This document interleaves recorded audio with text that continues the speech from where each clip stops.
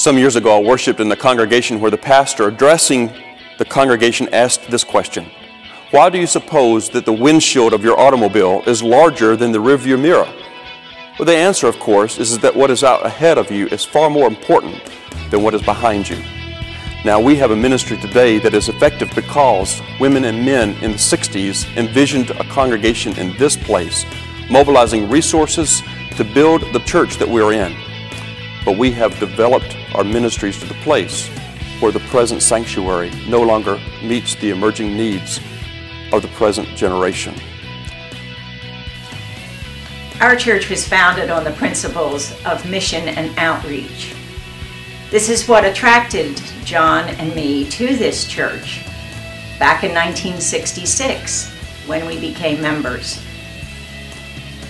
The mission was to go out into the community to bring people to a church that had a focus on preaching the gospel of Jesus Christ and to tithe their monies to spread the gospel into the community and the world. John and I were away from the church for approximately 10 years. And when we came back to this area, we wanted to come back to Lenape Valley, where we knew these values were still in place. In late 1961, if you were driving along 202 between Chalfont and Doylestown, when you came to New Britain, there was a sign in a cornfield that said there was going to be a future home of a Presbyterian church. That turned out to be Lenape Valley. We had 3 stops in between, and at each and every stop there were new organizational and financial challenges to provide a meaningful worship service, a music program, Sunday school, and Christian educational activities and social opportunities to get to know each other. We finally returned to that cornfield and built our first sanctuary, a small kitchen and Christian ed, but our congregation continued to grow and evolve, and new needs were met. A new sanctuary was built, a fellowship hall, and of course Christian education facilities that were all part of our mission to the community. And every time that has happened, and the leaders of the church have returned to the congregation, they have responded positively and affirmatively with their time, talents, and treasures. I am here to talk about the needs that we have for a growing music program in our sanctuary. Our chancel is very inadequate. We are very tight on space with an organ that takes up a quarter of the chancel, with a choir that's between 35 and 40 people each Sunday, and for a second service that has instruments that needs to be set up each Sunday. That is one problem. Another problem is we don't have adequate lighting. It is very difficult to see when we are in the chancel and trying to read music. We also have heating vents in the back that make a lot of noise and are disturbing to not only those of us up front, but also the worshipers in the back. We do not have adequate space. We need to have a place where we can have a choir and an organ in one position, and we need to have lighting that we can thoroughly see everything that we are going to perform. And we need to have a sanctuary with a chancel that is very pleasing to worship in. I'm Carol Stern, originally co-chair of the Renovation Committee. I'm now program leader of the Capital Campaign. I'd now like to discuss some of the other areas that are part of the renovation campaign. First, the narthex. The narthex has low ceilings, a leaking roof. It's cluttered and dark. It's a visitor's first impression of our church. You only get one opportunity to make a first impression. Next, let's look at the parlor. With its poor lighting and hand-me-down furniture, in a word, it's shabby. Its intended use for weddings and funerals should have a better look. We also should be a learning center in this room with state-of-the-art video capability.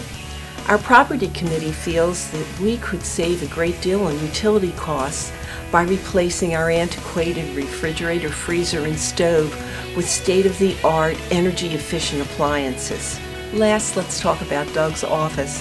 Doug's office is unusable when the organ is being played.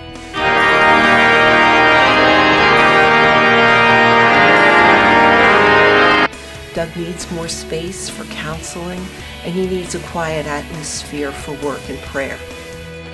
As your pastor, there are a number of challenges that I face on a Sunday morning as I seek to lead everyone here in worship.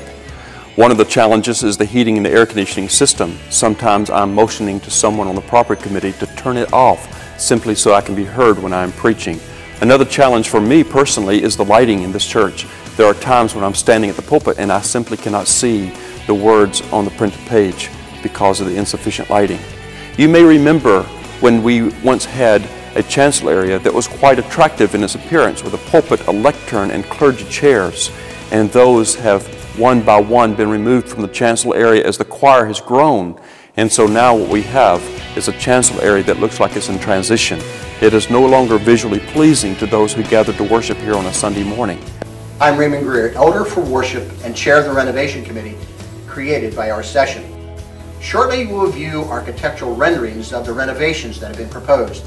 These images reflect the ideas and recommendations coming from you, the congregation, our pastors and music ministry. These images give life to the vision of change arising from all the suggestions.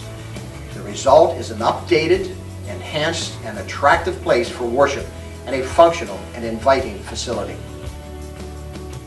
I'd like to share with you this work that the committee session commissioned with the architect for renovation plans for our church here.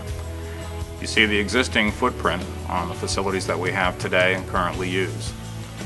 This next slide I'd like to show you as far as the renovation plans for the sanctuary, the narthex, the parlor, and the men's and ladies' room. From there I'd like to take you into the sanctuary and show you the expanded chancel area as far as it has a platform that comes out approximately 8 feet, a nice convex stairway as far as to enter up onto the chancel, as well as improvements for first and second services. We'll have a better sound system, acoustical panels on the side, and improved heating and air conditioning. You can see our existing sanctuary as it is today, and then here again the improvement with lighting and the side panels that I spoke about. And there I'll move to the narthex to talk about our existing narthex area, and then see the new improved one with lighting, smaller columns, and an airlock as far as to save on our heating and air conditioning and just brighten up the area. Again, as we look at cost as far as in going forward with this renovation, you'll see them on the slide, and keep in mind that we have desires to look at office space and an educational area. Our campaign theme is Share the Journey. You're being invited to participate in all those who have gone before us and those who are with us now in advancing what it is that Jesus Christ seeks to accomplish with us. What we have been saying throughout this campaign is that we are not looking for equal gifts, but we are looking for equal sacrifice, to ask God what it is that God can accomplish through you to accomplish a great work in this place. Our imaginations sometimes are too small, but if we join with other persons seeking the work of the Holy Spirit among us, God will accomplish something far greater than any of us can imagine. I'm looking forward as your pastor to joining with you in the next step, the journey of faithfulness to Jesus Christ will take us.